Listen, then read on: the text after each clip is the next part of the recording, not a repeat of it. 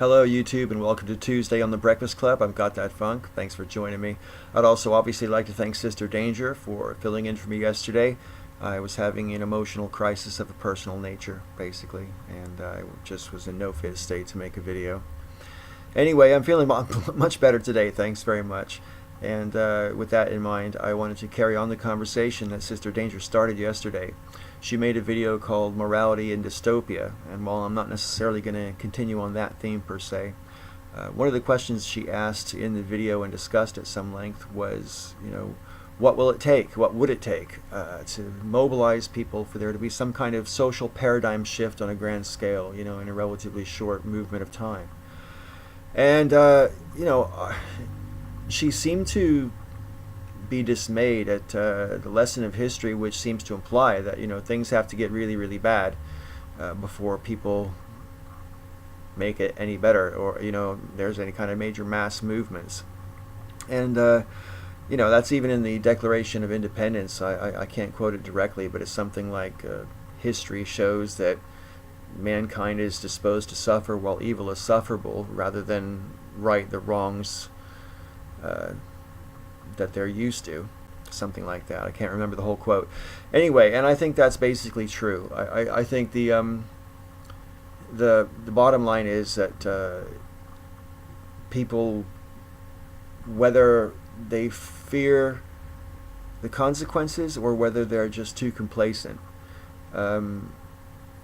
need some kind of a major reason to mobilize, and I don't think it can just be because it's the right thing to do. I think there needs to be some kind of crisis. I mean, I look at this country. I live in the UK, and at the end of World War II, the UK was suffering pretty bad. Rationing was still going on for loads of products till well into the 50s, and right after the war ended, there was a new government elected, and I believe it was the first ever Labour government was elected to the UK, and they created what became known as the welfare state. And the intention of the welfare state was, and I quote, to take care of people from the cradle till the grave. Now, it blows my mind to think that you could get that kind of a consensus, that much compassion on a national scale. But it's not necessarily that surprising when you consider the context. I mean, many cities suffered great bombing during the war. Lots of menfolk who went away to war never came home. And so the country needed to heal, and it doesn't really surprise in that context that they were able to create a welfare state, some great portions of which exist in one form or another to this day, most notably the National Health Service.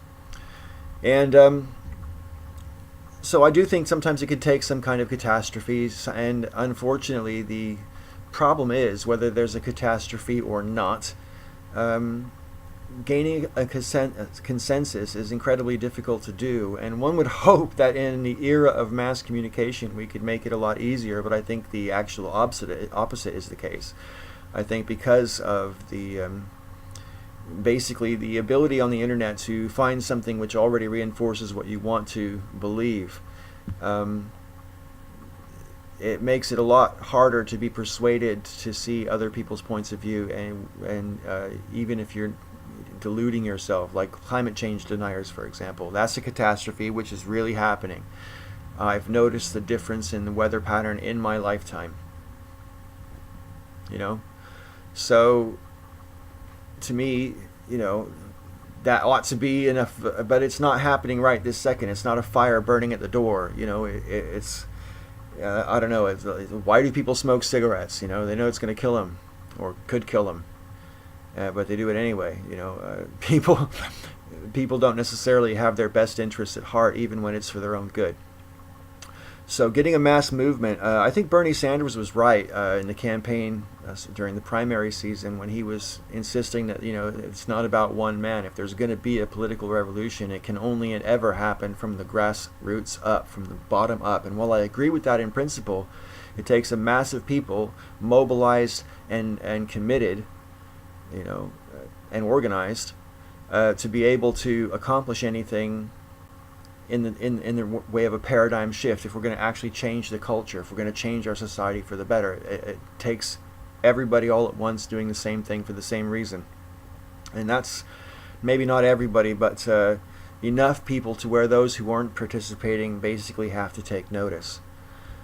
And that's a pretty tough order, and I really think that it requires not just that grassroots movement. I do think it does require some kind of figurehead, a leader who isn't leading people. And when people think of the president as the leader, generally speaking, I don't think that necessarily applies to most of the presidents in my lifetime, because they're basically trying to lead the country in the way they think the country should be led, rather than listening to which direction the country wants to go, and blazing the trail with the country's pushing them from behind to go that direction. I just don't think that happens much in my lifetime.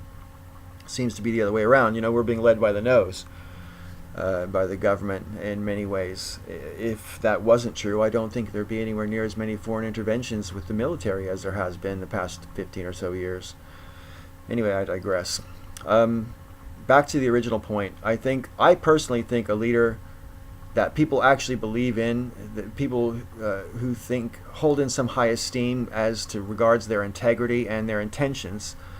And that's why I'm still chapped that Bernie never got the nomination, because I think Bernie would have taken that on. I think Bernie would have actually tried to lead a peaceful revolution. But it's easy to say that because he's not going to get the chance, right? So you go ahead and be cynical. Anyway, that's my 2 cents on this subject. I want to thank SisterDanger for invoking this thought process. And I look forward to seeing who's on Wednesdays? Nathan is. Look forward to seeing what Nathan Brendan Masters is going to say tomorrow.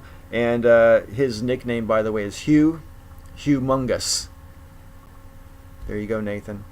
Until next week, I'll be back on Monday, and let's get talking down below. Thanks.